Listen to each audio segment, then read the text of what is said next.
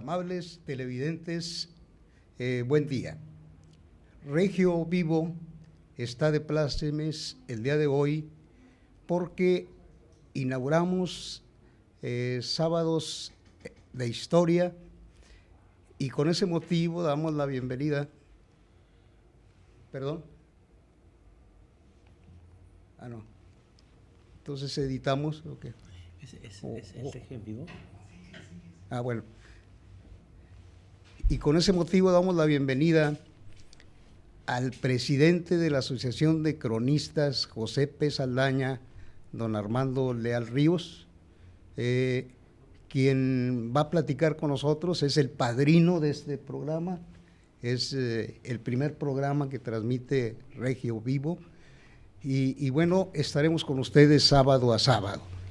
Vamos a comenzar preguntándole a don Armando Leal Ríos, ¿qué hace la Asociación de Cronistas José P. Saldaña? En primer término, mi querido Pepe, debo de agradecer al Regio en Vivo esta oportunidad de expresarnos en torno a la crónica y a la historia.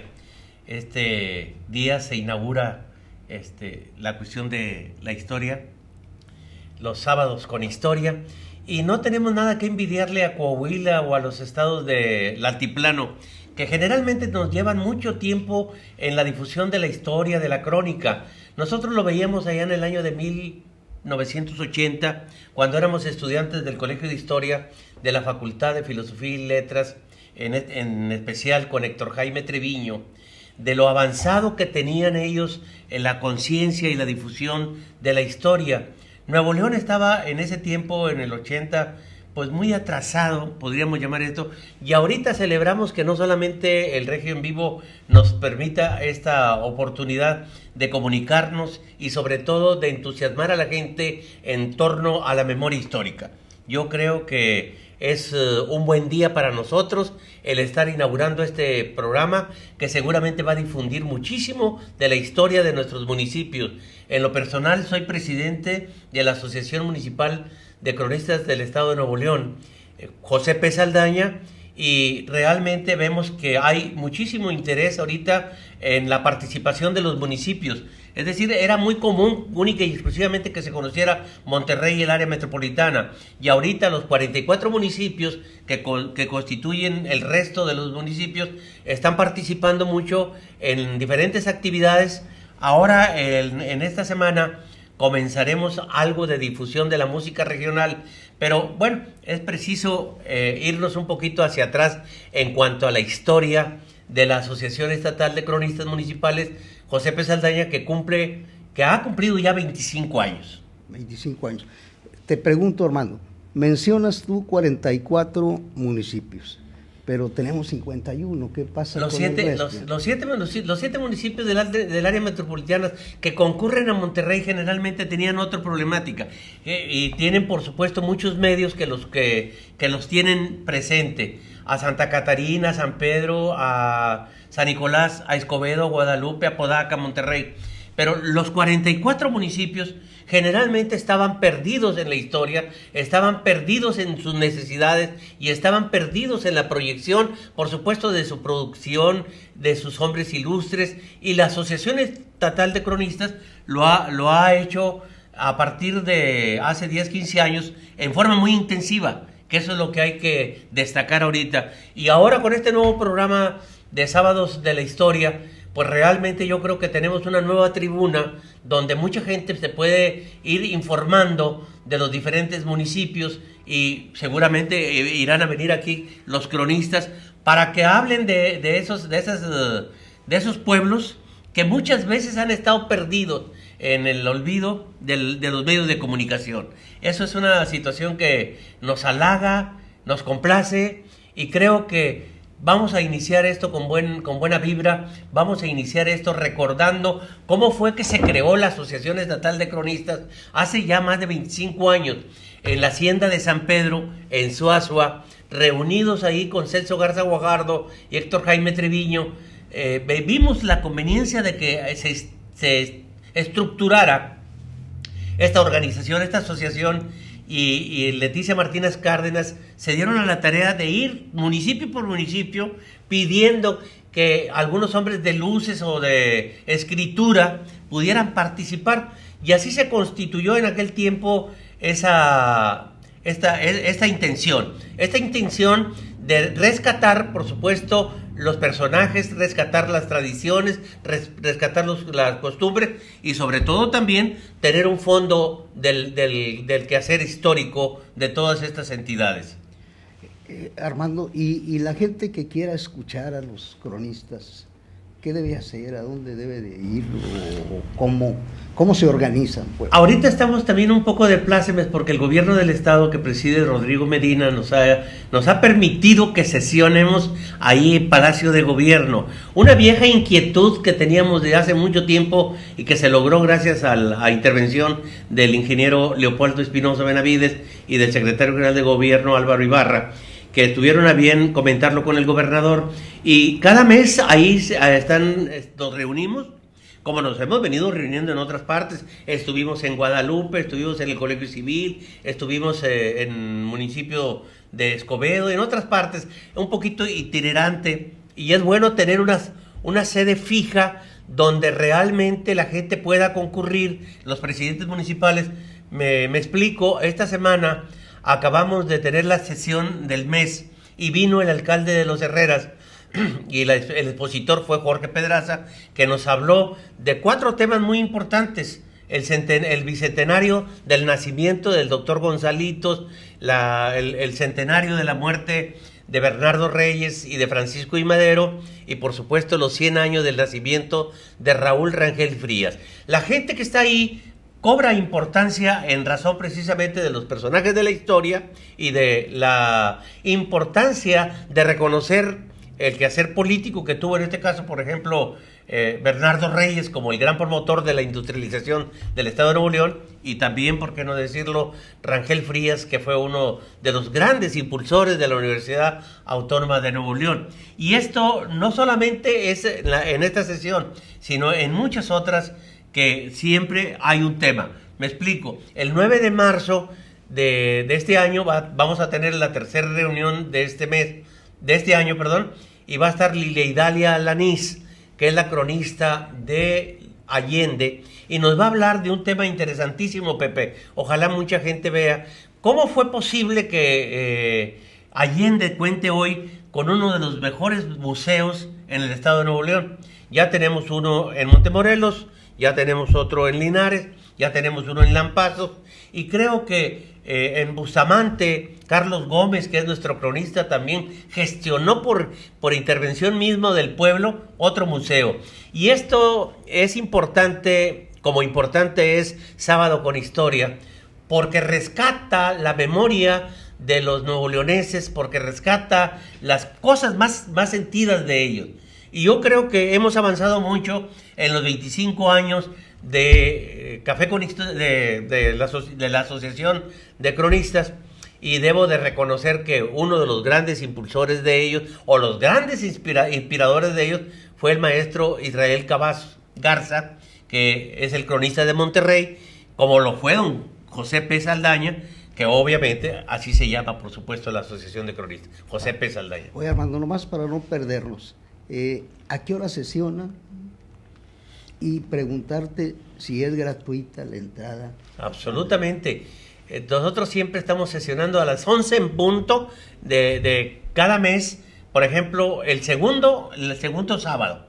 El segundo sábado de cada mes sesionamos ahí en el Palacio de Gobierno, en el Salón Fray Servando Teresa de Mier y Guerra, a las 11 en punto.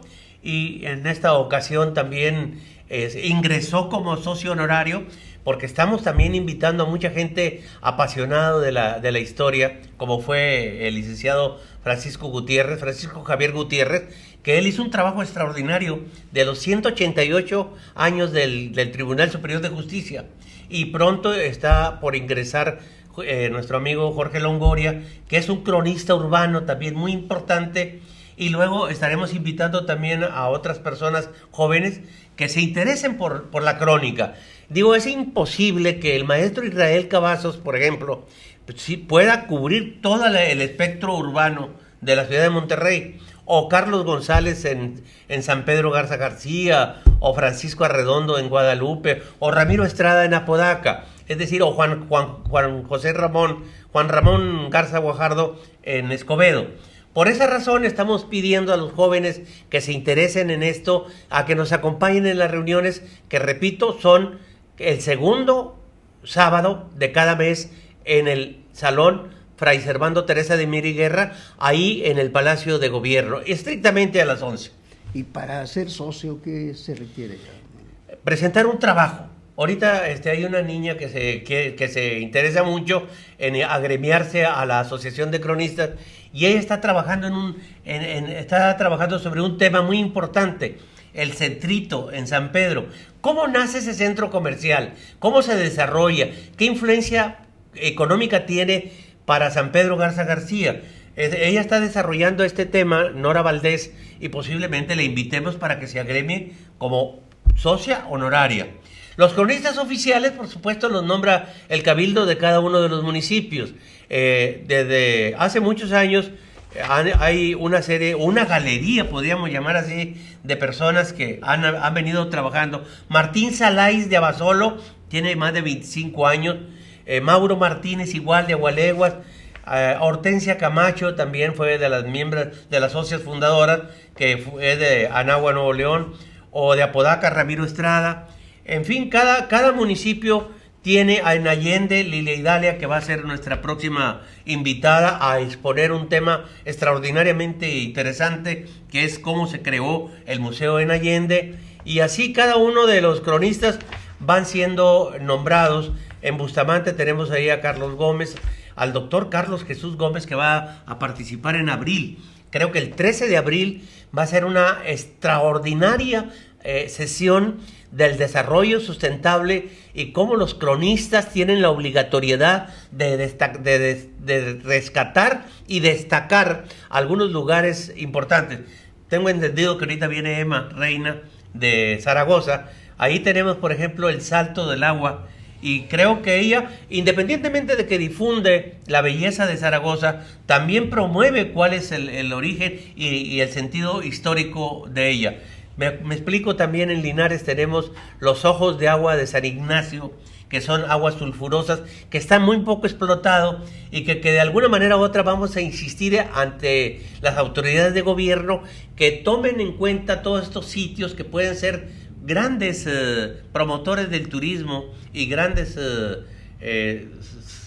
tienen un gran significado histórico en cada uno de los municipios. Oye, Armando, perdóname que te interrumpe. Dices que el cronista lo nombra la autoridad municipal. De hecho, lo nombra el cabildo. Lo nombra el cabildo, sí. Pero digo, ¿se les paga a los cronistas? Fíjate que no, definitivamente casi la mayoría, el 99%, me atrevo a decir el 10%, esta cuestión de ser cronista es una situación simplemente vocacional. Y claro que en cada uno de los pueblos, me explico, con China, ahí está Erasmo Leal, que ha escrito 2 o 3 libros de China, y Lupito Hinojosa de General Bravo, que a veces riñe con las autoridades municipales, pero trabaja rescatando a los personajes, trabaja rescatando la historia, trabaja rescatando los sitios de desarrollo sustentable, y esto lo hacemos con mucho gusto. En lo personal, yo fui parte de los fundadores de esta asociación allá por el año de 1987, y fui del primer cronista y sigo siendo. A veces me reconocen, a veces no me reconocen mucho en la cuestión de las autoridades municipales por ese campaneo a veces de tipo político, pero sin embargo respetan nuestro trabajo. Y como no tenemos ninguna situación contractual o de honorarios con nadie, pues realmente yo creo que eso nos da una autoridad moral para seguir difundiendo, para seguir trabajando, para seguir insistiendo en publicar libros, sobre todo. Decía Héctor Jaime Treviño que cuando comenzamos había acaso una decena de libros. Ahorita tenemos más de 1000 libros publicados cada uno entre todos los cronistas. Eso quiere decir que hay trabajo en esos 25 años. Y Elda Feliz en Marín promueve las cuestiones del aspecto cívico, promueve los aspectos de carácter religioso, y es una mujer muy respetada por las autoridades municipales. Ya ves que a veces tienen partidos del PAN y a veces del PRI, etcétera. Sin embargo, se respeta el trabajo y se respeta, por supuesto, la nomenclatura que de alguna manera u otra tenemos ante la Asociación Estatal de Cronistas del Estado de Nuevo León. Oye, hermano, que es el caso de Israel Cavazos. Entonces, ¿el cronista pone de su bolsa? Pues particularmente sí. Definitivamente esto a veces nos lo reprochan en nuestra familia, no ponte a hacer algo más productivo. Sin embargo, como te digo, esto es una cuestión de pasión, esto es una cuestión de amor a la memoria. Y te digo una cosa, Pepe, en los países de Europa, cualquiera que sea, en los países de Asia, en los países de acá, en los estados de la Unión Americana, le dan una importancia absoluta a la historia. Y nosotros cuando comenzamos hace 25 años en esto, lo hacíamos verdes de envidia con relación a lo que estaba ocurriendo en Querétaro, con lo que estaba ocurriendo en San Luis Potosí o lo que estaba ocurriendo en Coahuila. Nomás por citar algunos, a Puebla, pues ni qué te digo, ¿no? Es un estado histórico por naturaleza, Guanajuato igual. Es decir, tienen organizaciones muy consistentes, tanto de historiadores como de cronistas. Y Nuevo León hace 25 años no lo tenía. Tenía, por supuesto, una élite en la Sociedad de Historia, Geografía y Estadística. Y de hecho había dos cronistas, el maestro Israel en Guadalupe y Pepe Saldaña en Monterrey. Y ahí llegaba todo, ¿no? Y en este caso un grupo de jóvenes, que éramos entonces, ya no lo somos, nos dimos a la tarea de ir sobre esta propuesta que ha sido afortunada, y creo yo que con el respeto que nos dan los medios, creo que vamos avanzando mucho, porque es muy bueno que tanto los periódicos como los medios electrónicos nos están tomando en cuenta, y eso lo agradecemos, y ahorita en este momento al ingeniero Leopoldo Espinosa, pues mucho más, que nos da esta oportunidad de que cada sábado vengan los cronistas que expongan bajo un guión lo que a sus municipios corresponda. Oye, Armando, y por ejemplo, el trabajo del cronista se está revalorando últimamente, digo porque se acaba de instituir el Día del Cronista, que no había. El día 30. Entonces, como que los empiezan a acercar. Qué buena observación haces. El Congreso del Estado nombró el 31 de agosto como el Día del Cronista, y vamos a ir a celebrarlo con toda pompa y con todo interés a Cadereyta, a San Juan de Cadereyta. Ya estamos hablando con el alcalde a través de nuestro cronista ahí, el doctor Tijerina, para efecto de que lo volvamos a hacer. Ya lo hice el año pasado, yo ya estaba ya como presidente en agosto del año pasado. Ahora, si Dios nos permite, ahí estaremos para recordar a Alonso de León, que es uno de los extraordinarios cronistas que dejó una visión muy interesante del nuevo reino de León, y que afortunadamente fue rescatada. Y por supuesto el lema de la asociación nuestra, según lo tengo visto y andado, es precisamente de Alonso de León, de tal forma que iremos a Cadereyta a festejar el Día del Cronista. Y hay otra propuesta que hace precisamente Juan Alanís, de que tuviese también un reconocimiento jurídico. Es decir, que no estuviera sujeto el cronista a pasiones políticas.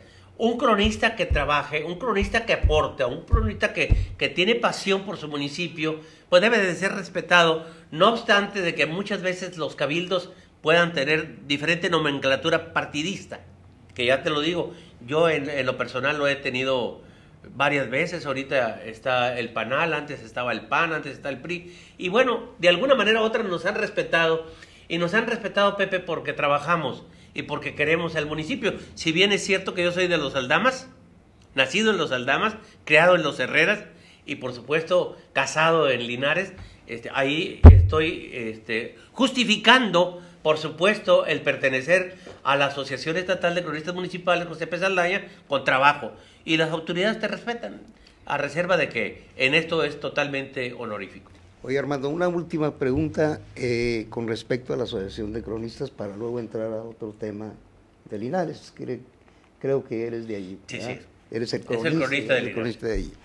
Oye, Armando, esta Asociación de Cronistas José P. Saldaña tiene ya una mezcla generacional donde se combina la juventud con la experiencia para su permanencia, pues. Digo, al menos a mí como presidente, a mí me parece bien.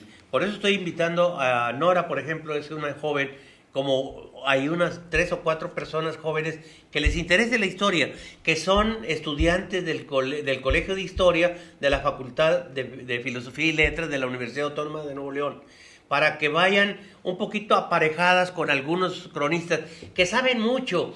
Cualquier gente que le pregunte a alguien de tal o cual municipio lo sabe, del municipio que tú me quieras.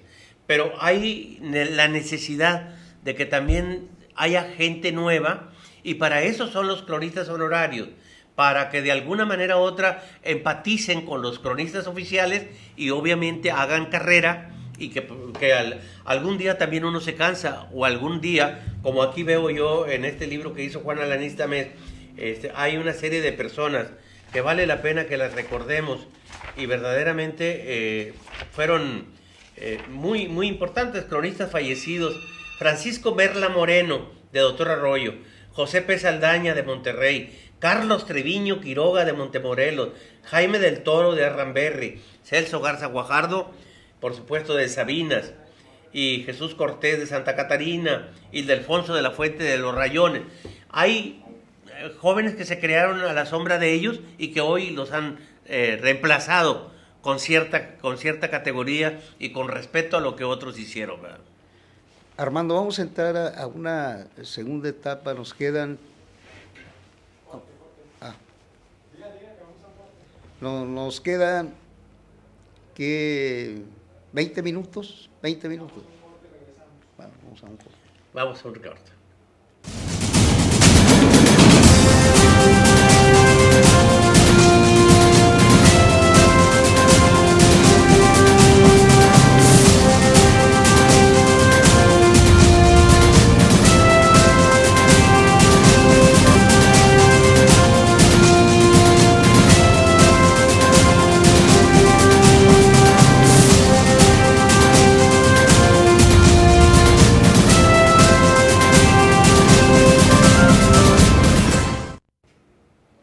Regresamos con Armando Leal Ríos, ahora con la camiseta bien puesta de cronista de Linares, Nuevo León. Linares. Pero antes, Armando, déjame decirle a la gente, Armando no es ningún improvisado, ha sido diputado federal, ha sido diputado local, entonces es un hombre culto, un hombre preparado, que sabe de lo que está hablando. Él lo confesó, no es de Linares, pero él es cronista de Linares, y vamos a ver qué nos platica de Linares. Fíjate que eso, qué bueno que lo mencionas. Yo estudié un año de licenciado en Derecho, pero a mí no me gusta el pleito. En ese momento que estudié el primer año de Leyes, se abrió la carrera de Historia en la Facultad de Filosofía, y era una cuestión de tipo vocacional. A mí me gustaba mucho leer de Historia, y se dio la oportunidad de ingresar a la facultad, y terminé como licenciado en Historia. Y hemos escrito ahorita 12 o 14 libros de historia de Linares, y uno de Aldamas, particularmente donde yo nací, que se llama La Palmita, Muerte sobre las Lomas. Pero particularmente todo lo que hemos trabajado como profesionalmente, hablamos de la historia, ha sido sobre Linares. De Linares, Pepe, se conoce mucho las glorias. Cuando hablas tú de Linares te dicen, las glorias de Linares, de leche quemada con nuez, o te dicen la presa Cerro Prieto, o te hablan de los cadetes de Linares. Pero sin embargo, si incursionas en la historia, te das cuenta de la enorme trascendencia que tiene este municipio en la historia misma, no solamente del Nuevo Reino de León, sino del Nuevo Santander, o del estado de Texas, o del estado de Coahuila, que fueron las provincias internas de Oriente. Y te voy a explicar por qué. Mira, la economía en el siglo XVII fue la ganadería, y Linares está situado en la llanera costera del Golfo. Y al estar situado en la llanura costera del Golfo, estamos hablando de un monte bajo que era propicio para el ganado menor. Y entran por el cañón de Hidalgo, Tamaulipas, los grandes ganaderías, las grandes ganaderos, en el año de 1636. Y para el año de 1686 ya hay varias haciendas ahí en el territorio de Linares. La hacienda de Guadalupe, que todavía está, la hacienda del Fresno, la hacienda de San Isidro del Popote o la hacienda de Moras. Y ya para entonces, para el año de 1700, teníamos 500 o 1 millón de ovejas pastando. Y aquí es la importancia de Linares. Linares tiene una salida al altiplano a través del cañón de Santa Rosa. El cañón de Santa Rosa, que como tú sabes, pasa por Iturbide, llega a Galeana y luego sale al altiplano. Pero tienen que pasar por lo que es el territorio de lo que es hoy el municipio de Linares. De tal manera que la fortaleza económica que tiene el nuevo Reino de León está en Linares. Es decir, no va a ser gratuito que se funde este municipio el 10 de abril de 1712 con grandes expectativas políticas, con grandes expectativas económicas, y luego va a servir cosas de la historia como la plataforma que usa José de Escandón para llevar a cabo ese gran proyecto que es el Nuevo Santander, o bien lo que es el estado de Tamaulipas. Y yo creo que de alguna manera u otra todo obedece a una cultura. Las gentes dominantes, los dueños de los ganados, estaban muy identificados con la cultura de la Compañía de Jesús de Querétaro, particularmente porque todas las mercedes concurren a esa cofradía, que claro, tendría que tener algún tipo de embarazo porque las autoridades virreinales o las autoridades del rey no permitían que los grupos religiosos tuvieran bienes terrenales. Entonces siempre utilizaban mayordomos y lógicamente con eso dinamizaban la economía. Y la economía del sur del estado, con sede en Linares, va a permitir, por supuesto, ese gran proyecto de la creación del Tamaulipas, o sobre todo lo que es la cintura media de Tamaulipas, desde Tampico hasta Matamoros, o llegamos a Reynosa y a Camargo, ¿no? Creo que esa acción histórica, mucho tiene que ver la gente de Linares, o Linares mismo como entidad de gobierno. Y una cosa sí te voy a comentar.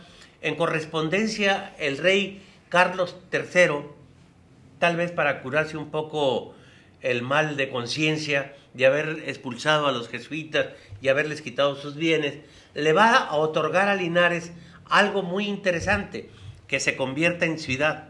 Solamente había la ciudad de Monterrey, la metropolitana ciudad de Monterrey, la ciudad de Cerralbo, y luego será la tercera, la ciudad de Linares, en el año de 1777. ¿Por qué va a ser la ciudad de Linares el 19 de mayo de 1777? Porque es preciso que en las provincias internas de Oriente o en los municipios o en los estados del norte de la República cuenten con un obispado. Y el primer obispado va a ser en Linares.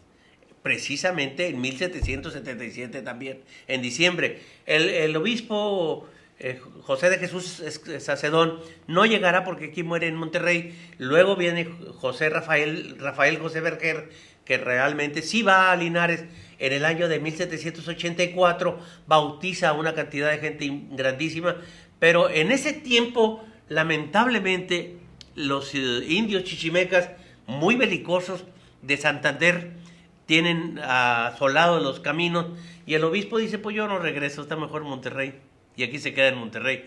Y entonces empieza a construir el obispado que tú conoces, que todavía subsiste, y Linares se quedará sin obispo hasta 1962, pero ya es otra historia. Pero es una parte importante en la economía, la ganadería, en el siglo XVII y XVIII, y como consecuencia se convierte en ciudad y se convierte en el primer obispado del norte de la República, y luego después ya tendríamos nosotros una participación muy activa en el siglo XIX, sobre todo al considerar que el primer gobernador en los fragores de la lucha de independencia es de Linares.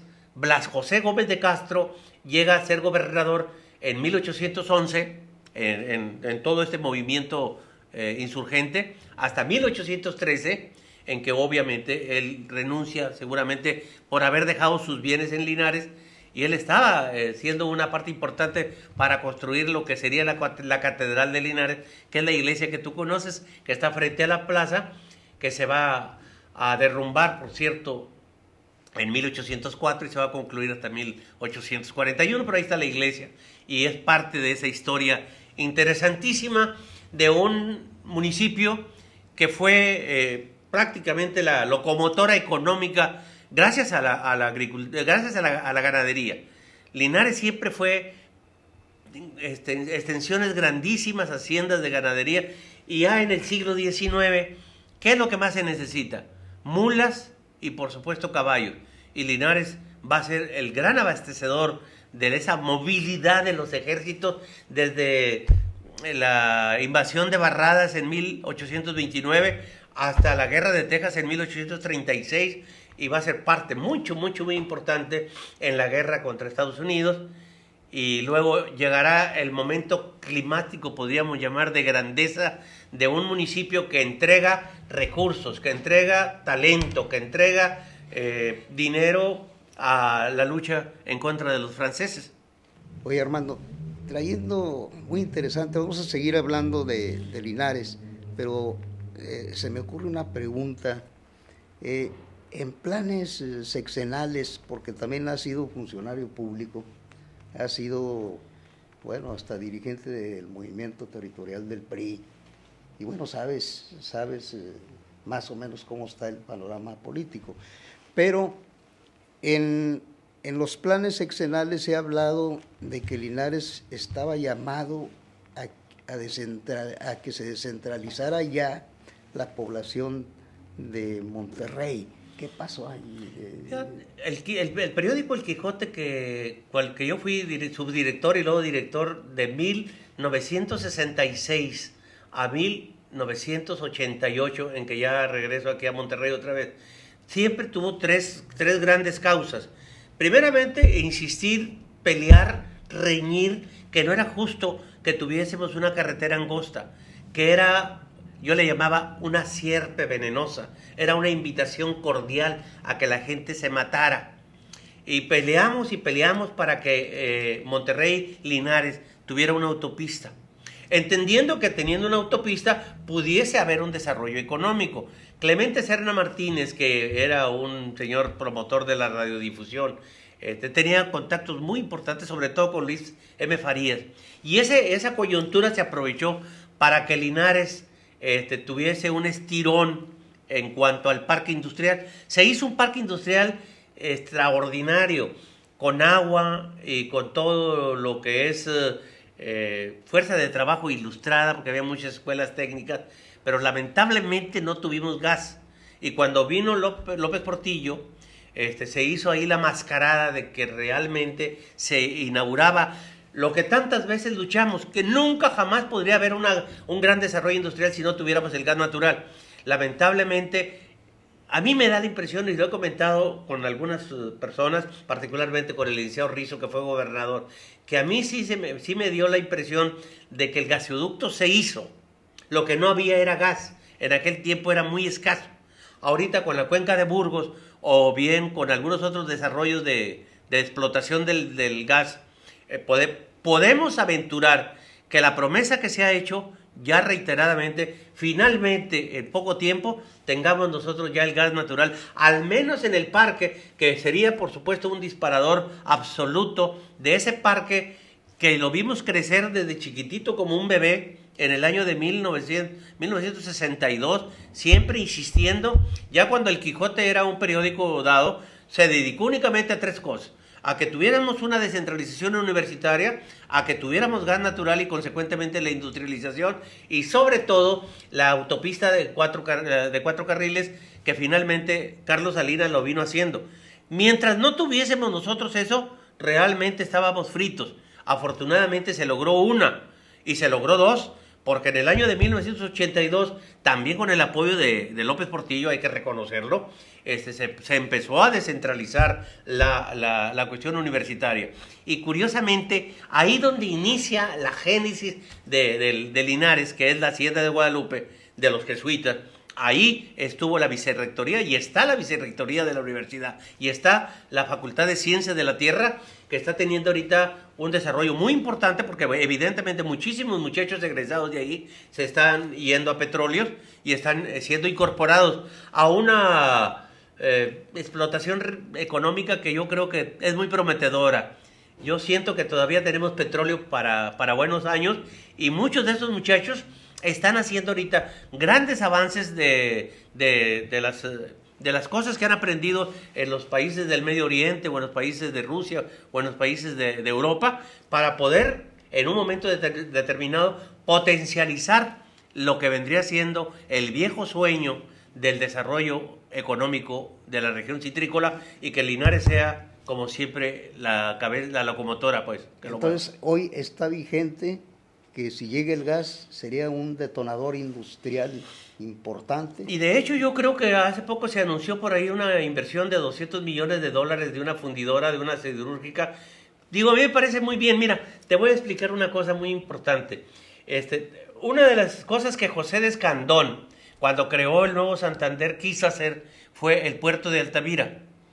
Evidentemente, cuando él quiso hacer el puerto de Altamira, se le vinieron a la yugular los mercaderes que tenían su ingreso a través de Veracruz y no lograron, le hicieron grilla y grilla grande, de tal manera que hasta el final yo creo que hasta lo desconocieron como gobernador, simple y llanamente porque Escandón quiso hacer en Altamira ese puerto de altura que iba a hacer competencia con Galveston o tal vez con Corpus y sobre todo con Veracruz, que era lo que aquel tiempo fueron los que en aquel tiempo hicieron lo imposible porque se hiciera el puerto de Altamira.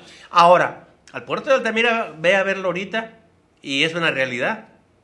Y ese puerto de Altamira tiene una gran comunicación con Victoria y con Victoria con Linares y con una enorme posibilidad de que pueda hacer un disparador completo de ese sueño de hace mucho tiempo, de que no nada más el área metropolitana tenga ese desarrollo industrial que hoy tiene, sino lo tenga China o lo tenga Anáhuac, pero particularmente Linares, ciudad señera que acaba de cumplir el año pasado 300 años, que tiene una gran fuerza de trabajo capacitada, que tiene una gran herencia de cultura del trabajo y que tiene ahorita todos los elementos para un crecimiento económico. Oye, Armando, un partido político puso por ahí los ojos también para convertir allí en una gran potencia allí, para llevar gobernadores, alcaldes, ¿te acuerdas de eso?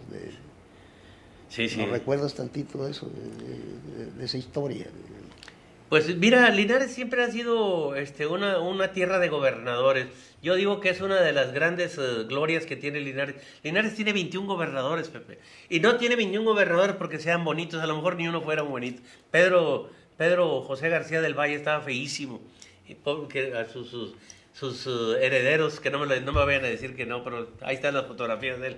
Pero era un tipo preparado, talentoso, y lo mismo fue Manuel Gómez de Castro, y lo mismo fue Jesús María Benítez y Pinillo, Pedro Benítez Leal, José Benítez Martínez, por supuesto Morones Prieto, Vivanco, ni se diga Rizo, que siempre llevaron agua a su molino por razones obvias de su nacencia.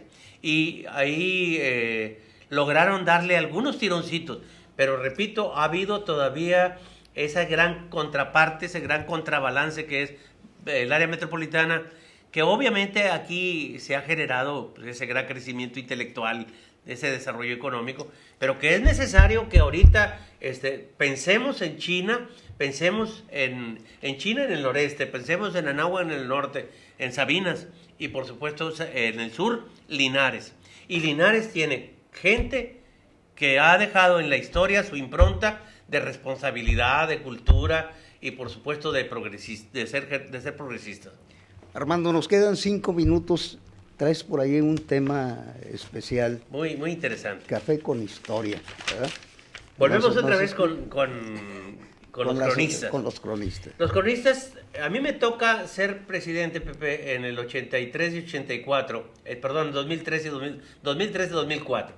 Y en ese tiempo, Napoleón Evares Pequeño, Juan Alanís y varias gentes, platicamos con las autoridades del museo, particularmente con Elvira Ramos, de que era necesario tener un sitio donde pudiéramos tomar un café y hablar de estos temas de los municipios. Y así fue como comenzó hace 9 años Café con Historia. Hemos hablado de los dulces, de las comidas, de las costumbres, de los personajes, de la historia. Y ahora vamos a hablar de la música norteña. Café con Historia invita a todos y cada uno de ustedes a partir del próximo martes 19 de febrero en el Museo de Historia Mexicana, en el mero auditorio del Museo de Historia Mexicana, que va a ser un programón del tamaño del mundo. El doctor Carlos Jesús Gómez Flores, cronista de Bustamante, nos va a hablar de la música norteña, cuestión de sentimientos, y va a llevar grandes representantes de la música norteña, y va a llevar a los que han impulsado la música norteña. Ojalá que nos acompañen el martes a las 7 de la noche. Y luego durante 3 meses vamos a tener, nada más para que se den cuenta, este programón. Kiko Montalvo, el as del acordeón, el febrero 26, con el doctor Tijerina de Cadereyta. Luego tenemos en marzo 5, Los Ramones, cuna de la música norteña, con el licenciado Gaspar Bustillos Muñoz, cronista honorario de Los Ramones. Tendremos el marzo 12, ese ha sido también un programón tremendo que lleva Juan Alanís. Juan Alanís es actor y es cronista y es amigo de los Montañeses del Álamo, y tengo entendido que los va a llevar personalmente para que nos interpreten y hagan revivir y vivir a aquellos que se casaron con estos músicos. Ojalá que vayan ahí, que va a ser un programa muy interesante. Linares no puede estar fuera. ¿Cómo? Si ahí tenemos a los cadetes de Linares con No Hay Novedad. Y eso, yo podía haber tratado este tema, pero va a tratarlo un muchacho que es el encargado del Museo de Linares, que es Abel García. Yo también estaré ahí con él. Los rancheritos del Topo Chico, de Catarino Leos, con Edelmiro Alemán, de ahí del barrio del Topo. Música y canciones de Abasolo. Martín Saláis quiere hacer un recuento total de toda la música de Abasolo, sobre todo enmarcado en la importancia de Roberto Villarreal. ¿Quién no ha oído esa canción? Ven a ver lo que queda de un hombre. Y él va a venir con todo un conjunto y va a haber un muy ameno programa.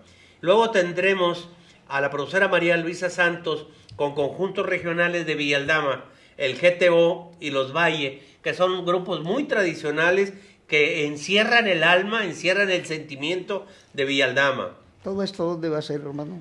Va a ser en el Museo de Historia Mexicana, alguna vez y otra vez en Múnich, que está pegado. O sea, a lo mejor hay tanta afluencia que vamos a compartir los dos auditorios. A las 7 de la entrada es totalmente gratis. Totalmente gratis, que se identifiquen con la cuestión de Café con Historia y es abierto. Hay café, hay panecillos y sobre todo vamos a concluir con los 3 últimos programas. Los Alegres de Terán, a Juan Silva y los orígenes de la música de acordeón con Tacho Carrillo. Tacho Carrillo, ¿usted quién no conoce a Tacho Carrillo? Que es extraordinario versista. Y Ramiro Estrada de Apodaca va a hablarnos de los camperos, de los compadres, a Bronco. Va a ser, pues tú sabes que Apodaca prácticamente ahorita es monopolista por razones obvias de que ahí hay un gran promotor. Tenemos ahí a Ramiro Estrada hablando de los compadres, a Bronco. Y concluiremos este ciclo de Café con Historia todos los martes a las 7 en los próximos 3 meses con El Palomo y el Gorrión. El licenciado Rafael Alberto González Porras de Arramberri nos va a hablar ahí y ojalá que estén todos y cada uno de ustedes que están cordialmente invitados. Armando, te agradecemos mucho tu presencia, muchas gracias por la entrevista. Eres el primero, eres el padrino de este programa. Muchas gracias. Gracias, Pepe. Yo les aseguro que será un magnífico tema. La historia siempre está ahí presente en la conciencia de la gente. A la gente le gusta hablar de sus antepasados y sobre todo de la grandeza de sus pueblos en razón del esfuerzo de ese transcurrir histórico. Y bueno, yo creo que Polo debemos de agradecerle, por supuesto, que nos brinde esta tribuna, que seguramente va a ser muy escuchada por aquellas gentes amables que nos ven, y sobre todo que todos los sábados estén aquí presentes a partir de la 1, me parece. A partir de las 2. A partir de las 2 de la tarde. A partir de las 2 de la tarde estaremos acá hablando de Sábado de Historia. Sábado de Historia. Y los cronistas estamos para reforzar, para manifestar y para reconocer todos los valores que tienen nuestros municipios. Muchas gracias, hermano. Gracias a ustedes.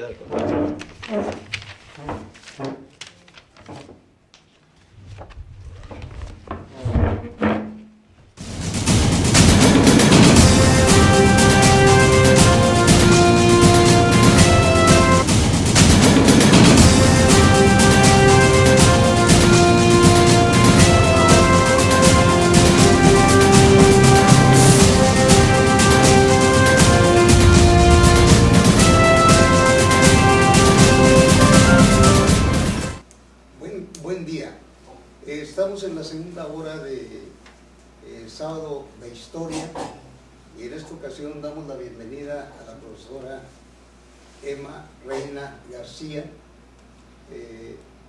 quien es cronista de Zaragoza, Nuevo León, y tiene mucho que contarnos. Maestra, bienvenida a este programa.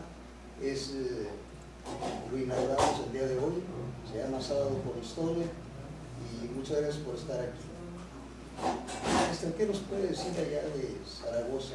Bueno, pues al contrario, muchas gracias por la invitación. Pues de Zaragoza, Nuevo León, pues puedo decir que es mi rincón preferido, que queda a 318 kilómetros de aquí de Monterrey, y que para conocerlo pues tenemos dos carreteras por donde podemos llegar. Podemos llegar por la que va a Linares, ¿verdad?, que va de aquí, que pasa por todos estos municipios aquí de Santiago, Allende, Montemorelos, luego Linares, Galeana, Aramberri y Zaragoza, que ahorita está en perfectas condiciones. Y también podemos irnos por Saltillo hasta un lugar que se llama El Salero. De ahí llegamos a lo que es la Ascensión o La Chona, como más se conoce, y llegamos a Zaragoza.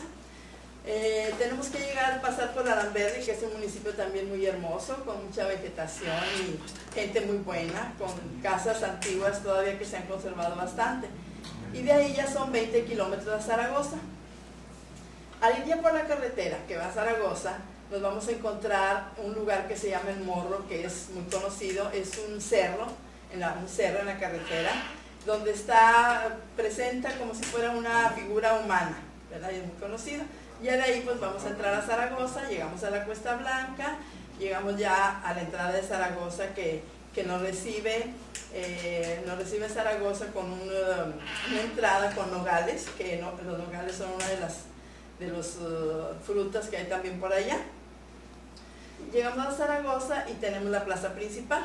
La plaza principal se llegó a llamar Garza Ayala, después Benito Juárez, y últimamente se llamó ya General Ignacio Zaragoza, que claro, que lleva su nombre, ¿verdad? La iglesia de San José de Río Blanco, que era como se llamaba antes, que fue cuando su fundación, en 1626, fue la fundación, fue por Lorenzo de Zamora. Entonces después ya cambió su nombre cuando fue elegido en Villa. Ya fue elegido en Villa porque cuando estaba el gobernador Mariano Escobedo, pues decidió, ¿verdad?, que la batalla del 5 de mayo acababa de pasar 4 años, entonces decidió ponerle ese nombre. Se le puso el nombre de Villa del General Ignacio Zaragoza, que es hasta ahorita, todavía ahorita es Villa. Zaragoza tiene un clima extraordinario, muy fresco, llueve. Tenemos la cascada del Salto, donde nace el Río Blanco, que se llama Río Blanco hasta que llega a Tamaulipas. Pasando a Tamaulipas se llama Purificación. Tiene unas cascadas hermosas, el Velo de Novia, tiene unas lagunitas también, y es muy muy hermoso y nos visita bastante gente. Quiero aprovechar yo para invitar, sobre todo ahora en Semana Santa. Está tranquila la carretera, no tenemos problemas. En la plaza hay varios hoteles donde puede llegar la gente, hay restaurancitos y hay también las cabañas del Salto, ¿verdad?, que también se pueden ocupar. A eso le interrumpo sí, un poquito. Sí. Hay gente que piensa en lugares turísticos para vacacionar, por ejemplo, Cancún, Tamaulipas. Aquí, ¿con cuánto puede viajar una persona a Zaragoza? Pues es muy económico, porque si se van en carro se va a gastar muy poca gasolina. Los hotelitos, por ejemplo, los del centro, que están bien equipados, que están muchos de ellos nuevos, cuestan 300, 350 la habitación con 2 camas grandes. Entonces una familia a veces muy bien se acomoda en una habitación. La comida que se da en Zaragoza, el platillo no llega más que a 60, 70 pesos, a veces hasta menos también. Y es comida misma hecha al momento, fresca, donde nos brindan, por ejemplo, el asado de puerco, el picadillo. Ahora en Semana Santa pues nos van a brindar los nopalitos, los cabuches guisados, el caldillo, que es algo muy tradicional en Semana Santa, que es un caldillo que se hace de papa con cilantro, los orejones lampreados, y pues también la trucha, porque allá en Salto tenemos trucha muy buena. Ahorita hay una trucha salmonada muy buena, que la gente si quiere puede ir y pescarla. Paga una cuota para pescarla, pero también puede comprarla y ya se la dan ya limpia y todo, y pues ya nada más de asarla o hacerla como guste, ¿verdad? En turismo, ¿cómo andamos ahí? En turismo, bueno, vamos a decir que estos 3 años bajó como en todas partes, ¿verdad? Pero ya ahorita ya está otra vez repuntando, ya vemos que la gente misma del pueblo empieza a ir, que otras personas también van, y ya me ha tocado encontrarme gente en los últimos meses ya que visita Zaragoza, porque pues lo visitan por su gente, lo visitan por su clima, y claro, porque todo lo que va a encontrar. Porque si hay gente que le gusta el excursionismo, pues va a encontrar lugares para excursionar, para subir a la montaña. La montaña más alta que tenemos ahí es de 3,000 metros, ¿verdad? Tenemos el Cerro del Viejo también. Entonces hay gente que le gusta eso, ¿verdad? ¿El boleto cuánto costará allí, maestra? El boleto en autobús. En autobús. En autobús es muy económico, cuesta como 350, y los que estamos con la credencial del INSEM, pues le cuesta la mitad. Mucha gente ha optado por ir en autobús. Tenemos muy buen transporte. Hay unos que son directos, otros que no, que hay que salir en la escondida y luego tomar otro autobús, pero no da ningún problema. Entonces tenemos varias salidas de ida y de vuelta para viajar a Zaragoza. Síganos contando entonces. Sí, entonces pues de la historia les diría que fue erigido en Villa en 1866, y que después ya que el capitán Fernando Sánchez de Zamora fue ya los que empezaron a gobernar ahí, ¿verdad? En Zaragoza en esa época existían las juntas patrióticas que ahora ya no existen, ¿verdad? Donde eran tipo de comités que estaban siempre al pendiente de todos los eventos cívicos. Por ejemplo, el 5 de mayo convocaban a que se hiciera una cabalgata, pero no una cabalgata como las que se hacen ahora, sino que era una cabalgata que ellos invitaban a ciertas personalidades, iban a caballo, hacían con el pabellón tricolor, claro que era lo importante, iba el alcalde, daban todo el recorrido, y finalmente pues había algún evento pequeño. Eso ya no se acostumbra ahora. También tenemos que en Zaragoza la iglesia de San José de Río Blanco, que es muy importante, fueron franciscanos los que la fundaron, ¿verdad? Y se acerca ya la feria, que es ahora en marzo. Tenemos la feria del 17 de marzo al 21 de marzo. Entonces es muy importante también que la gente nos visite, porque se siguen conservando todavía las tradiciones. Por ejemplo, el día 17 se hace la cera, que es una procesión que sale de alguna parte de alguna casa, donde los niños y las señoras, antes eran las niñas, pero ahora son niños y señoras, salen de una casa portando las velas, ¿verdad? Ya al llegar, hacen la procesión, al llegar a la iglesia está el señor obispo, que es el señor obispo de Linares, el señor Batres, entonces ahí ya recibe la cera, y luego empieza la ceremonia. Para esto a San José pues se le viste con su ropa más bonita, al niño también se sabe que lleva el niño cargando aquí, ¿verdad? Y luego el 19 de marzo es el día principal, que es por el día de San José. Ese día también, la cera sale de un lugar como decimos nosotros, de la parte de abajo de Zaragoza y de la parte de arriba, porque para poder encontrarse ya en la iglesia. Después ya se encuentran en la iglesia, todos van con su vela, todos van a veces con un listón verde y amarillo, que es por el traje del Señor San José, y llegan a la iglesia y el estandarte, y ya el obispo lo recibe también, ya se hace toda la ceremonia. Y en las noches, pues hay bailes, esos días hay bailes, ¿verdad? Y todo eso se hace ese día. Y ahí está la feria que se hace en el pueblo, donde hay pues lo típico, los puestos que ahora nosotros como cronistas decimos, pues sí, ha cambiado mucho, ¿verdad? Pero ¿qué hacemos? Por ejemplo, ahora va la Rueda de la Fortuna, cosa que antes nunca iba porque pues teníamos los caballitos, pero no caballitos de estos sofisticados ahora, con luces y todas esas cosas.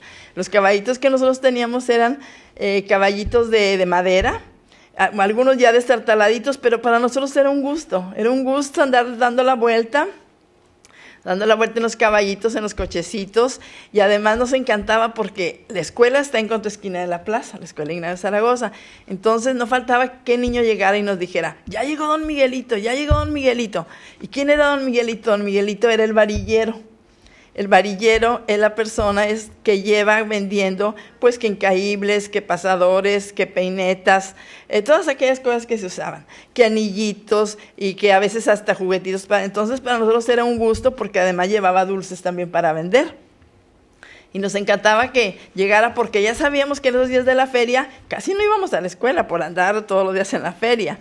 Y así llegaba gente. Ahora hace poquito en la feria del año pasado me encontré con un señor que todavía de la época de cuando yo era niña, él vendía dulces y es de Matehuala y todavía me lo encontré. Claro que ya no con aquel puesto grande, ¿verdad?, que tenía, pero tenía una mesita y me dio mucho gusto de saludarlo y decirle que yo era una de las que les iba a comprar dulces, todavía vendiendo dulces ahí.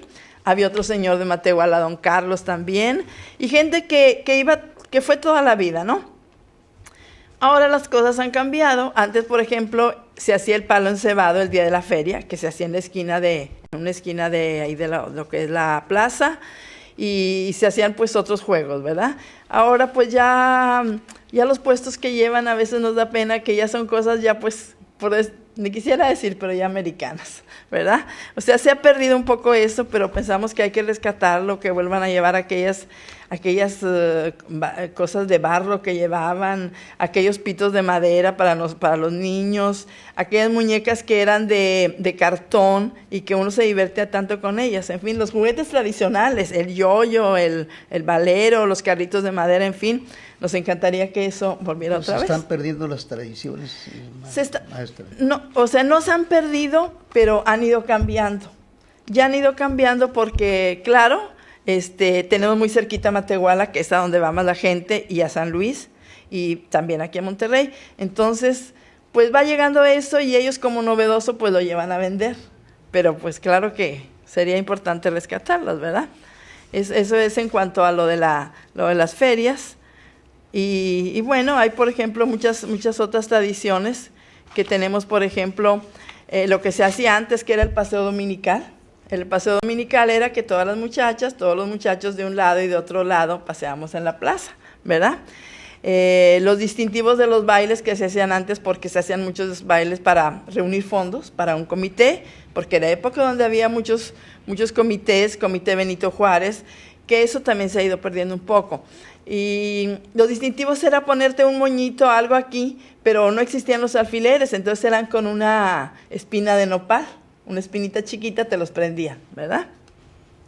La campana de la iglesia, pues antes se sonaba a las 12 del día, se sonaba en la mañana para ir a la escuela, a las 9:30, y luego en la noche. Ahora pues ya las escuelas tienen timbres, ya no se suena más que para ir a misa.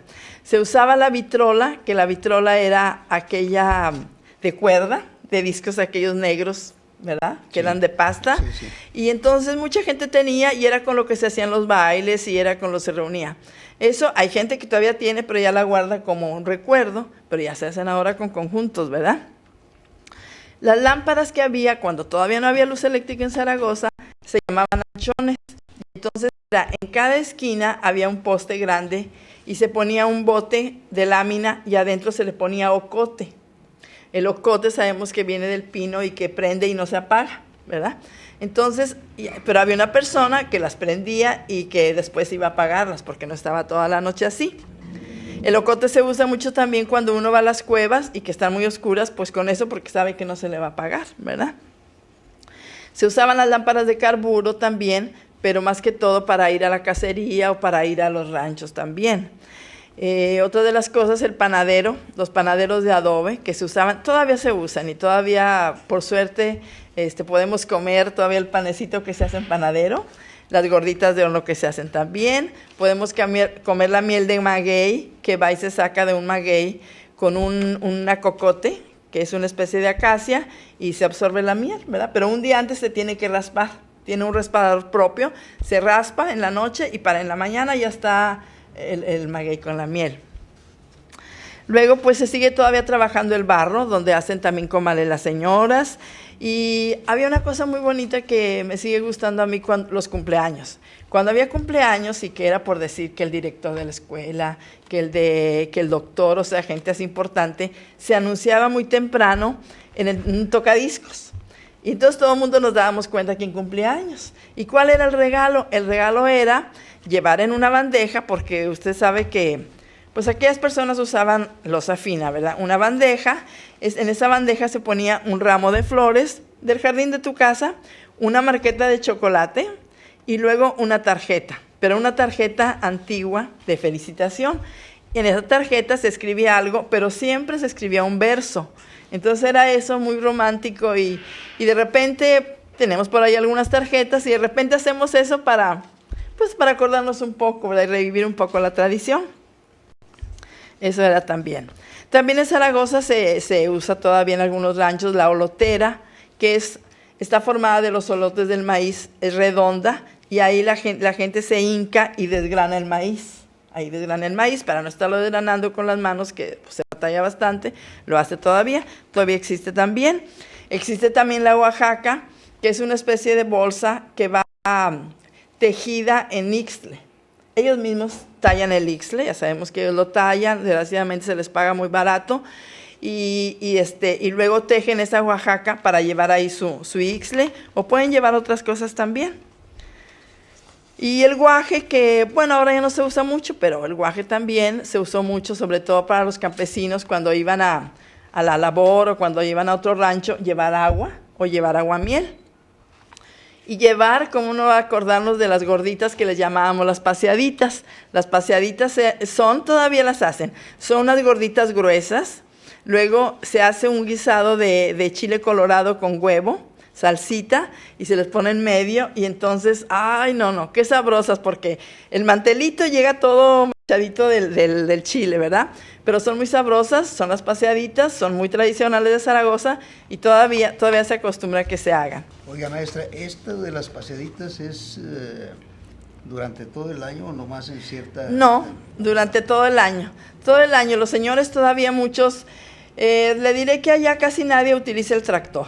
1 o 2 personas que yo conozco, la mayoría todavía usa el arado, ¿verdad? Y todavía tiene, pues a veces vive en Zaragoza, pero tiene que ir a sus ranchitos que están lejos o que va en la mañana y regresa en la tarde, y pues tiene que llevar las paseaditas, ¿verdad? Pero también se llegó a usar mucho la portavianda. No sé si ustedes se acuerdan, la portavianda era... que acabo de comprar una precisamente porque andaba yo atrás de eso. Eso era una especie de... como 4 vasijitas de peltre.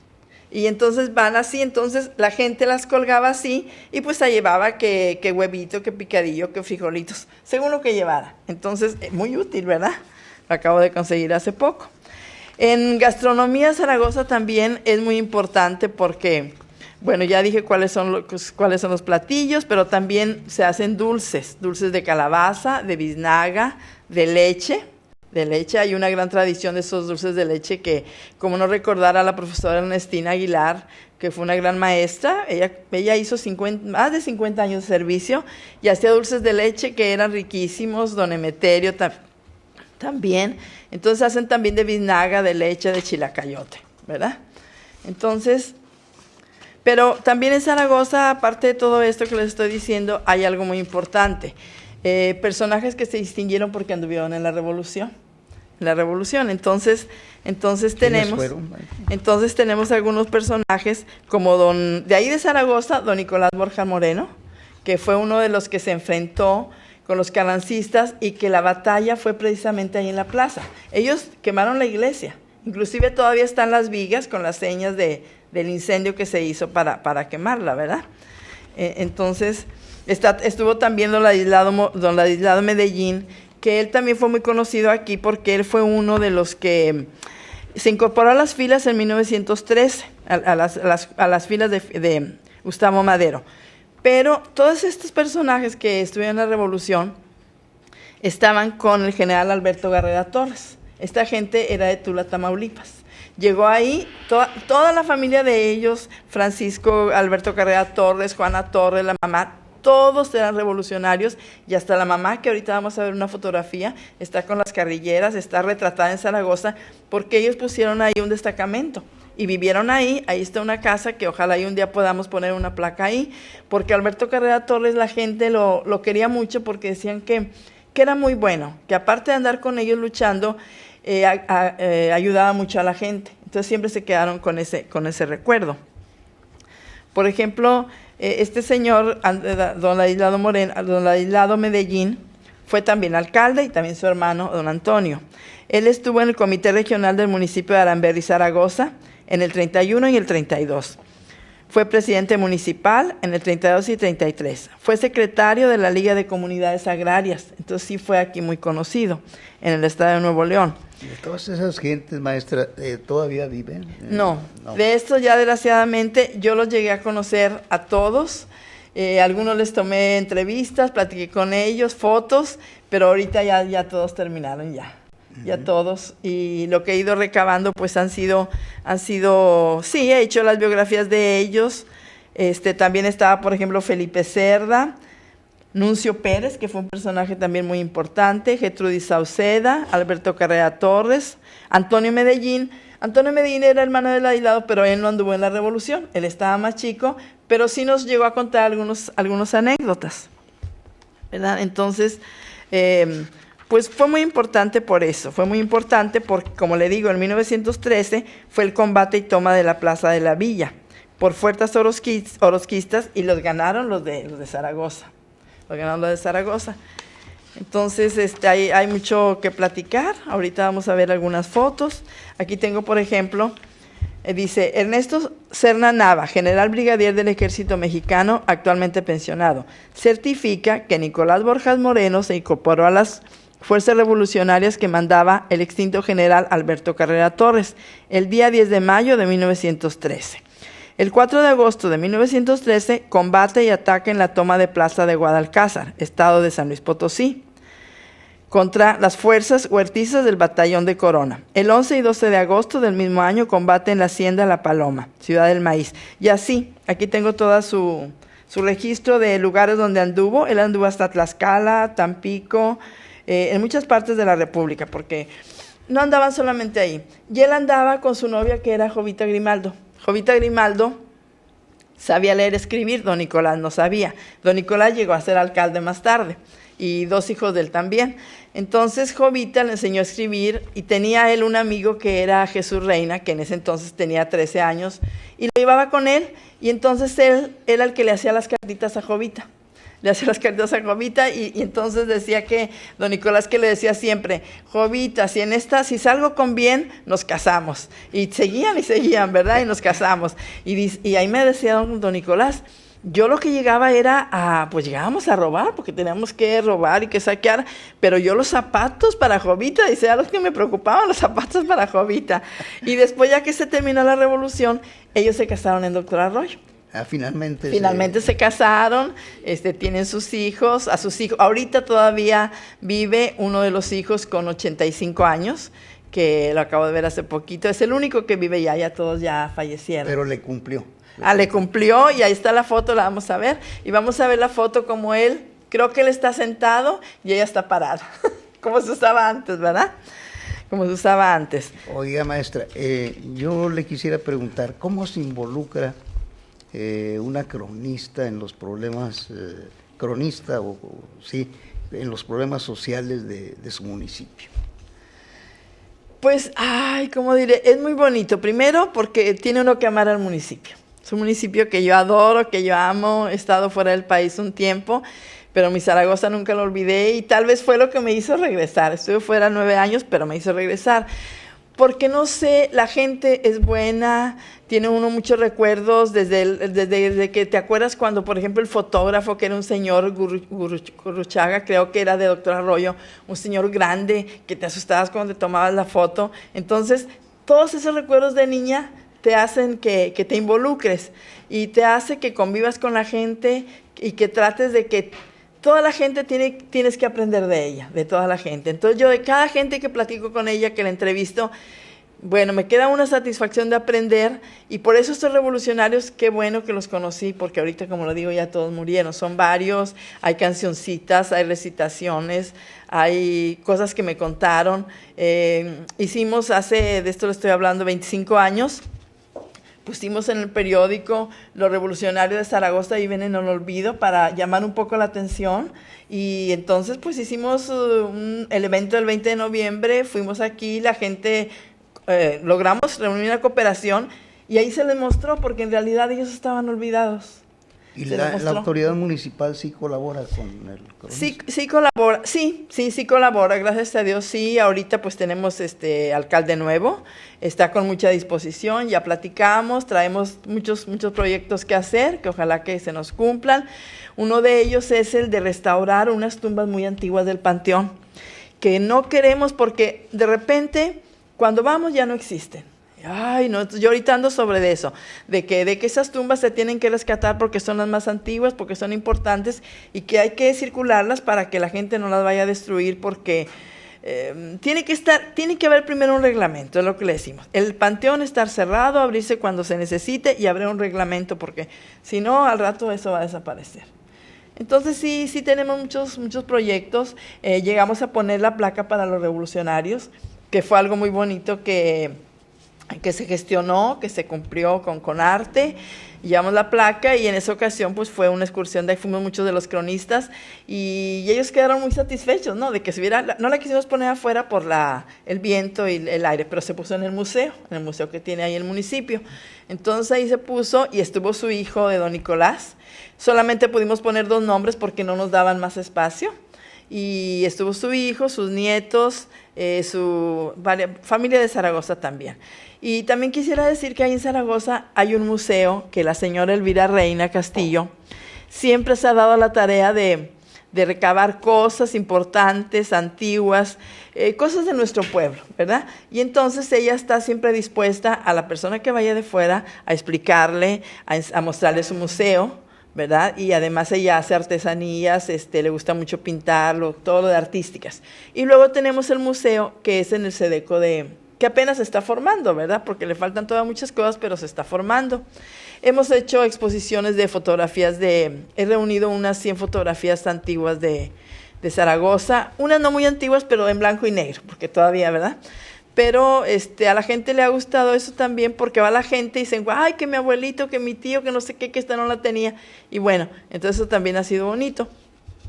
Maestra, vamos a una pausa. Sí. Nomás para ver cómo va a acomodar sus fotografías. Muy bien. Y regresamos en un momento. ¿Cómo no? Claro que sí.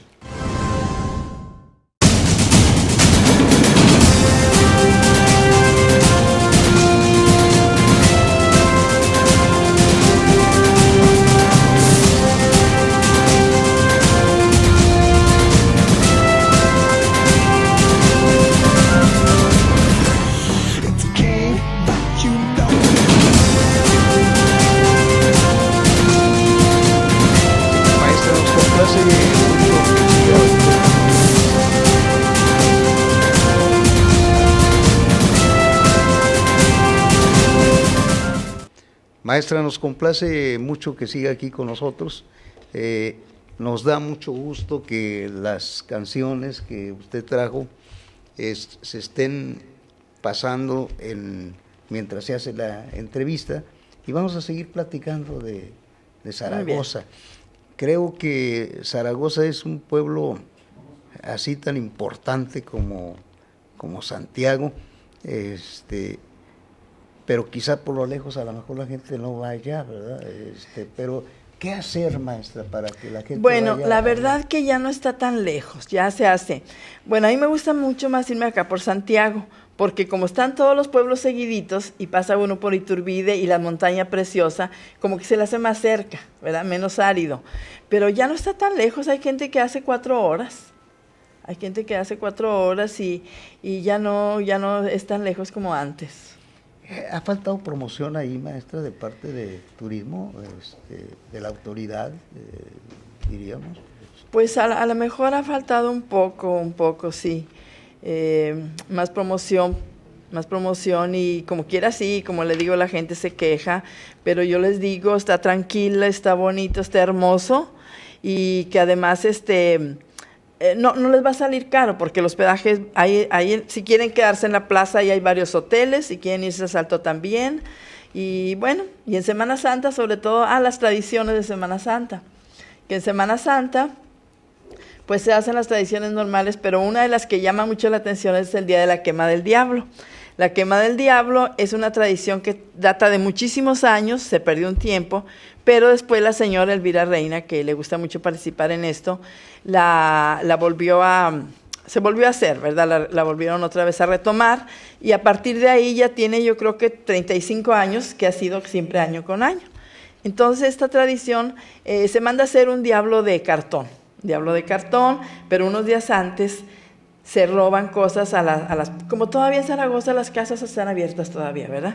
Entonces se roban cosas chuscas, y a veces, no encuentro esto, pues es que el diablo te lo llevó, porque ese día se van a entregar, a veces tan chuscas que te da mucha risa, ¿no? O hasta te da pena. Entonces, ese sábado de gloria, que es el día sábado, se empieza a hacer un recorrido por todo el pueblo el diablo, y lo van acompañando ahora los pecados capitales vestidos debidamente, y van los niños que siempre van ahí corriendo, y se empieza a invitar a la gente se empieza a reunir en la plaza del pueblo, y ya a las 5 de la tarde está aquello llenísimo ya. Entonces se lee un testamento donde ese día se vale que hasta los alcaldes y a quien sea le digan sus verdades, porque dicen, bueno, ese día se puede, pero lo hacen en verso. Y la ¿verdad? gente se anima. Sí. Tiene valentía, sí, con sentido crítico. Tiene valentía con sentido crítico. En una ocasión, mi hermana se vistió de Fox, entonces se fue sentada, pero nadie sabía que era ella. Entonces un niño empezó a apedrearla y les daba risa porque le digo, oye, a lo mejor el alcalde lo mandó. Y así, entonces, sí, se les dice, pues, de problemas que ha habido y ni modo, ellos tienen que aceptar, ¿verdad? Se lee el testamento y luego después ya se le pone pólvora al diablo y ya, se quema. Y luego se le avientan dulces a los niños, luego los demás niños también empiezan a vender sus cascaroncitos que todavía los pintan y los arreglan y todo y los venden y empiezan a quebrar los cascarones. Y ahora los cascarones ya no se hacen como nosotros cuando estábamos chiquitas, que nosotros no era confeti de ese redondito, era agasajo se llamaba. Era nosotros cortar papelitos muy diminutos que para poner adentro los cascarones y los pintábamos con anilina, que era otra especie de pintura. Ahorita ya los pintan con marcadores, ¿verdad? Total, es una de las fiestas. Pero también la otra de Semana Santa es el día de la procesión de Cristo, las 14 estaciones. En cada casa se pone una mesita con la estación y la gente va haciendo el recorrido y va rezando en cada estación y van cantando. Se hace la procesión del silencio, donde todo es silencio, nada más aquel tambor que se escucha y van con las antorchas. Después ya llegan a la iglesia y se hace también lo del cirio pascual. Entonces, en Semana Santa Zaragoza se llena y espero que este año se llene. De repente ya no hay hoteles, por eso yo aconsejo que los que vayan a ir reserven sus hoteles. Basta con que llamen a la presidencia y consigan los teléfonos, ¿verdad? Oiga, maestra, y volviendo al de la quema del diablo, por ejemplo, la cronista Emma Reina García, ¿qué verdades le diría al alcalde, por ejemplo? ¿Qué verdades? Bueno, a que tengo ahorita no lo conozco mucho, pero pues le podría decir que antes de que se lo lleven al panteón a él, pues que arregle las tumbas, ¿no? Que las arregle, porque si no, le podría decir alguna cosa de esas así, y eso. Y otra cosa que le podía decir era que mi Benito Juárez, que tanto me costó encontrarlo, porque ese Benito Juárez lo quitaron porque se iba a hacer el Sedeco, y anduvo perdido un tiempo hasta que lo encontré, y entonces hasta hace poco todavía no me le ponían el nicho. Entonces, bueno, si no está ahora que vaya, pues se lo voy a decir, se lo voy a decir al alcalde. Decía en la primera hora Armando Leal Ríos, le preguntaba yo pues que si le pagan a los cronistas, porque dice que la autoridad municipal es la que pone al cronista, Sí. no les paga nada. No, esto lo hace uno por gusto. Hay ocasiones en que te apoyan, ¿no? Por ejemplo, el año pasado nos invitaron para jurado de la Reina de Marzo, que es el 19 de marzo, y nos dijeron que nos iban a pagar. Bueno, y algunas cuestiones pues te dan una comida. Cuando llevo alguna excursión que vamos de cronistas, sí, el alcalde siempre apoya con la comida, ¿verdad? Con la comida y muy bien y todo. Pero dinero así en efectivo no.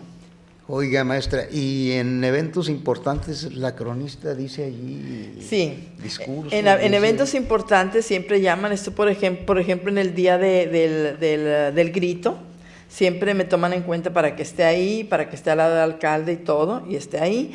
Y como al día siguiente, que es 16 de septiembre, fue el día de la fundación de Zaragoza, entonces siempre hablo sobre el 16 de septiembre, hablo algo referente a Zaragoza, ¿verdad?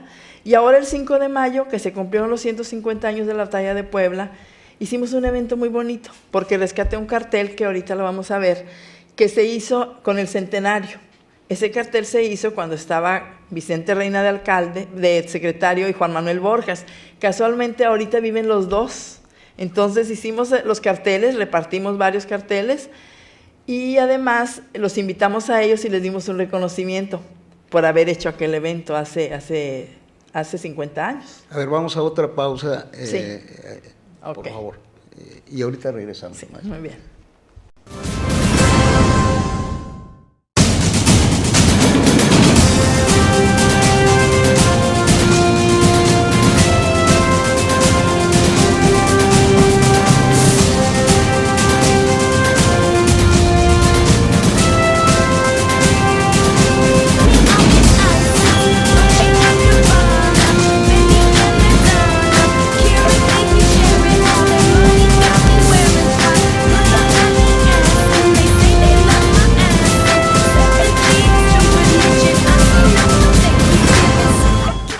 Estamos en los minutos finales ya de esta entrevista, maestra. ¿Trajo usted por ahí algunas canciones? ¿Nos explica de qué se trata? Sí, bueno, estas canciones son de personas de ahí de Zaragoza, que algunos pues ya fallecieron, son personajes que anduvieron en la Revolución, algunos, y otra es de una señora que su mamá, que fue revolucionaria, doña Jovita Limando, le enseñó esas canciones, es la señora Elena Borjas, y la vamos a escuchar también ahorita. Las vamos a escuchar. Sí, es un rescate de canciones que se hizo. La de Elena. Ok. La tarde era triste, la nieve caía, cual blanco sudario los campos cubría, ni un ave volaba ni oías un rumor, ni un ave volaba ni oías un rumor. Apenas la niña que al lado tirita le dice: no sientes la nieve a tus pies, le dice: no sientes la nieve a tus pies. Mis pies nada sienten, responde con calma, que el frío que yo siento lo llevo en el alma, y el frío de la nieve más duro no es, y el frío de la nieve más duro no es. La tarde. Maestra, estas canciones son compuestas así en... Sí, en el esa momento, canción ahí. la señora Elena Borges ya falleció. Fue una señora de la cual ya tengo su biografía muy, muy importante ahí en Zaragoza. Y su mamá fue la esposa de don Nicolás Borjas Moreno, revolucionario, que fue maestra por más de 30 años. Entonces ella le enseñó estas cancioncitas. Ahora, ¿quiere escuchar otra, maestra? ¿Cuál Sí, sería? vamos a escuchar el corrido agrarista. Agrarista.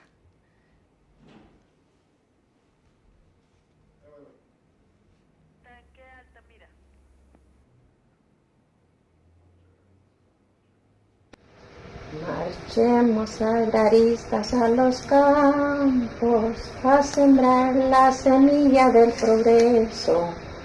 Marchemos siempre unidos sin tropiezo, laborando por la paz de la nación.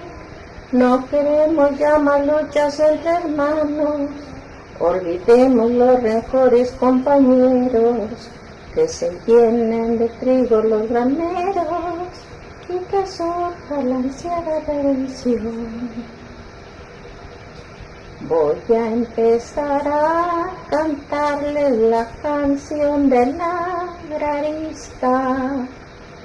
Les diré muchas verdades, señores capitalistas. Es el cantar de los pobres que en el campo trabajamos, los que con tantos sudores nuestras tierras cultivamos. Ay, ay, ay, luchando por nuestro anhelo, murieron muchos hermanos, que Dios los tenga en el cielo. Siempre trabaja y trabaja, siempre bebiendo al tiendero, y al levantar la cosecha salía perdiendo el medidero.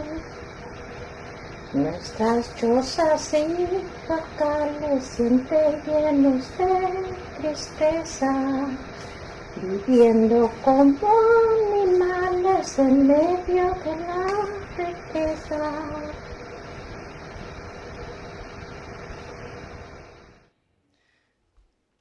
Maestra, ¿va a poner otra? Sí, nada más. Esta canción es del corrido agrarista, que fue bien importante para el campo, ¿verdad? Para el campo, cuando rescató sus tierras. Y cuando yo era niña, así, de chiquita, siempre se cantaba muchas veces, y entonces mucha gente se la aprendió. Esta señora tiene ahorita casi 80 años y la canta muy bonita por el recuerdo que tiene. ¿Qué sigue, maestra? Sí. Vamos a una pausa. Ya nada más esta, la de Don Chon, y ya. Ok. Bueno.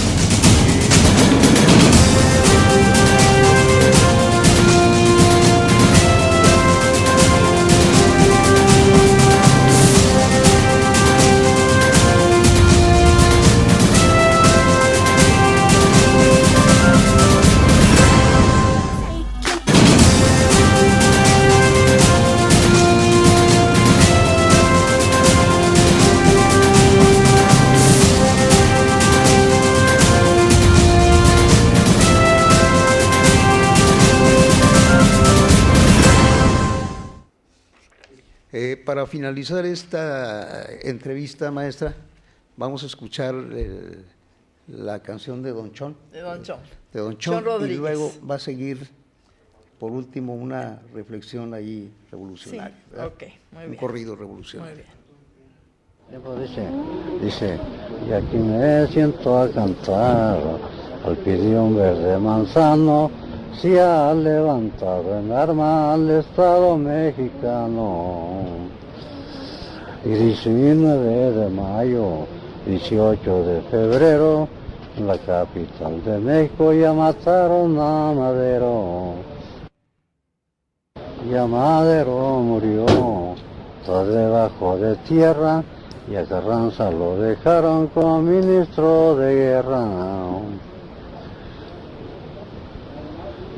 Que noches tan oscuras, que noches tan serenas, las calles principales de muertos están llenas.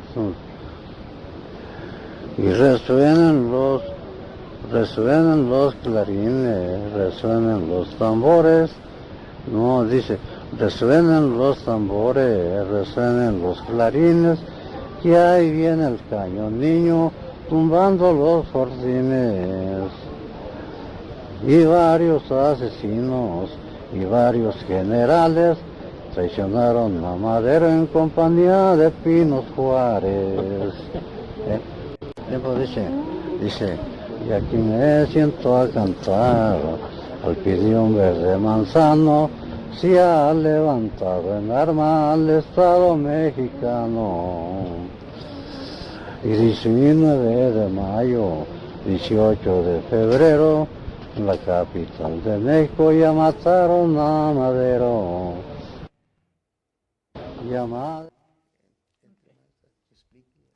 Bueno, esta canción fue grabada, este pedacito fue grabado en el 1985, cuando hicimos todavía no éramos cronistas, pero hicimos una reunión, los posibles ya cronistas, con Héctor Jaime Treviño Villarreal, al Salto, y reunimos a estas personas que afortunadamente todavía eran vivas y nos quisieron contar sus experiencias, nos cantaron, entonces todo fue ahí con una grabadorcita, por eso no se oye así muy fino el sonido, pero les estoy hablando de 1985.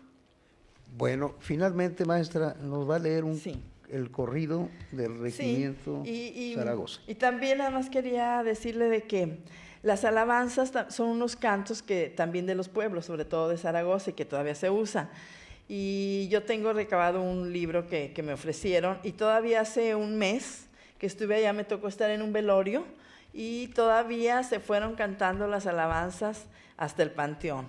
Entonces quiere decir que todavía en algunos lugarcitos de Zaragoza se siguen cantando. Unas son para en la noche, unas son para en la madrugada, otras son para el día. Y depende de si la persona es angelito. Si es angelito la persona, se truenan cohetes, ¿verdad? Y se viste de San José si es hombre y de María si es mujer.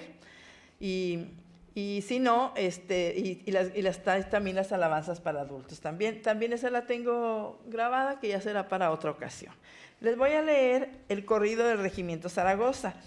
Nuestro regimiento, como ya saben, estaba formado por bastante gente y hay bastantes todavía dichos que tenemos. Corrido del Regimiento Zaragoza. Lo voy a leer tal y como está escrito. Dice, el 19 de marzo este suceso pasó. En la congregación de Raíces, el federal se rindió. Pues entraron los villistas, hoy todos muy resolvidos, en menos de media hora tenían 14 rendidos. Por eso les digo yo, hay que a nadie se sienta, ¿cómo podrían de ganar si eran 8 para 80? Decía el mayor Medellín, se trata de arrancar, hacer fuego en retirada para podernos salvar. Feliciano Castilleja nunca les hizo parada. Lo que trató fue arrancar con las barras que llevaba. Estaba Agustín Morado, gritaba en alta voz, ¡ay, si salimos con vida, será un milagro de Dios! En la sierrita de Raíces, un cantar les decía, eran buenos compañeros, también se les llegó el día. Gritaba Alberto Alfaro, dirigiendo a la granada, yo puedo llevar caballos, al menos les hace nada. Gritaba Cleto Moreno, arriba de la ermita, abran fuego, compañeros, qué trifulca tan bonita. Gritaba Wenceslao, yo soy hombre de mis brazos, hasta morir o vencernos hemos de echar balazos. Ya con esta me despido con las hojas de una rosa. Vivan los que den primero, Regimiento Zaragoza. Muy bien, maestra, pues le agradecemos mucho que nos haya acompañado en esta entrevista. Se quedaron muchos temas por ahí en el tintero. Se quedan muchos, sí. Prometemos invitarla en un próximo programa. Sí. Esto va a ser todos los sábados. Sábado de Historia, así se llama el programa. Muy bonito. Entonces muy pronto por ahí nos estaremos comunicando con usted. Este corrido me lo regaló un señor en su casita de adobe. Él tenía un papelito todo así amontonadito, amarillo ya, y lo tenía incrustado así en la pared en el adobe. Y cuando yo lo fui a entrevistar y a platicar con él, me dice, le voy a regalar algo. Y le digo yo, ¿qué es esto? Cuando él me lo dio y lo leí, dije yo, esto es un tesoro. Ay, no, un tesoro, que lo tengo aquí y que me lo van a grabar. Ya tengo hablado a la persona que me va a grabar este corrido, el corrido agrarista, el corrido de Adiós Muchachos, la marcha, y canciones de cuando yo era niña, de que me acuerdo, y canciones de la Revolución. Entonces va a ser una cosa muy hermosa. Muchas gracias. Yo quiero agradecer a usted, el licenciado Leopoldo, por invitarnos, por ayudarnos a promocionar nuestros municipios, que sé que hace muchísima falta, y ahorita es un buen momento para que conozcan nuestros municipios. Los esperamos con los brazos abiertos. Muchas gracias, maestra. Muchas gracias por estar aquí. Gracias. Al contrario.